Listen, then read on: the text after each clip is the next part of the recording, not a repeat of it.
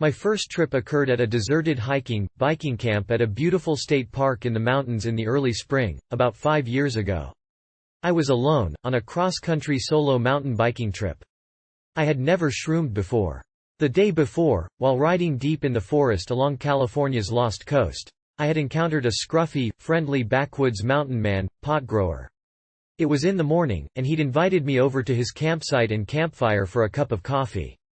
He was an amiable chap, though rough around the edges. Me and cities don't get along too well.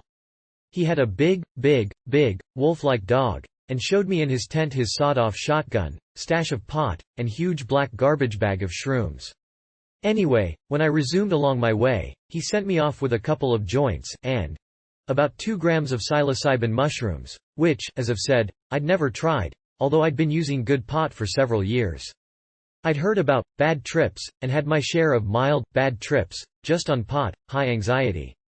My first time I'd really gotten stoned in elementary school, I'd panicked and broken down and cried, but felt better after a few minutes. Ever since, though less and less, I still occasionally get very anxious in certain situations while stoned. And that was just pot. Shrooms were much more potent, from what I'd heard, even creating intense visual hallucinations. I was nervous. However, I'd heard that bad trips were much more common to LSD than shrooms, and I wanted to try them. The next day, having found a deserted, beautiful, meadow-like campsite in a grove of deciduous trees surrounded by coniferous forest, next to a beautiful rushing mountain river, I decided to take the day off from riding and eat the shrooms. I first ate 1 shroom, and started getting really nervous. After about 25 minutes, nothing had happened, so I'd calmed down. I then ate the rest of the shrooms. Then I really started getting scared. I knew I was going on a journey on which I had passed the point of no return. I'd never tried shrooms before, so other than having heard a couple of other anecdotes, didn't really know what to expect. And here I was, out in the middle of the mountains, at least a day's bike ride to the nearest town, all alone.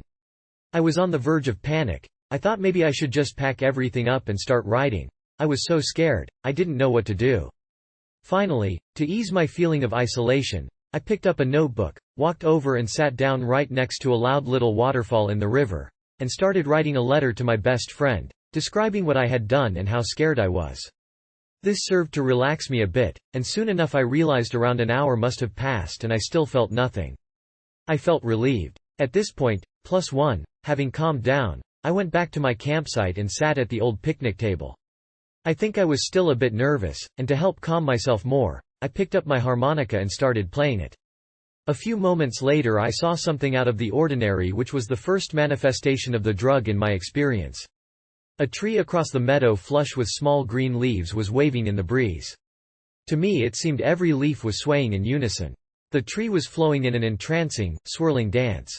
At this I giggled. For here, just 30 minutes ago I'd been on the verge of panic, almost out of my mind with fear, and now the whole world within and without seemed to be collapsing from tension into a calm pool of flowing, euphoric well-being.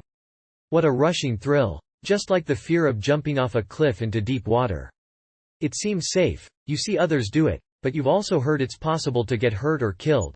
However, you've swam below and swam down to the bottom and seen that it's deep enough, and you've seen others do it, so you stand there, and finally you say, "I'm gonna do it." And you run towards the edge and leap out, and soon you're hitting major G-forces as you accelerate towards the water so far below.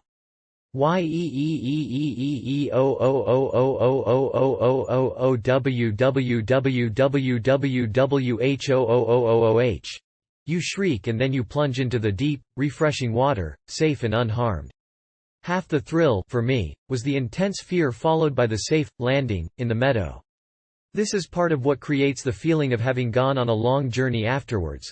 The range of feelings from near terror to pure euphoria make for quite an intense experience that afterwards will seem like a very long journey.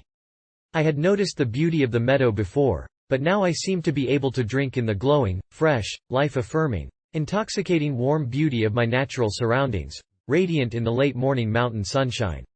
I picked up my harmonica again and starting singing through its sweet little folk songs from my childhood. I'd learned to play on it.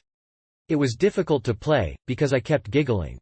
I next took my harmonica and waded out into the high green grass swaying in the breezy warm sunshine in the meadow. As I walked towards the center of the meadow, Buzzy little bumbly bees buzzed drunkenly by my buzzing, bubbly, giggly head.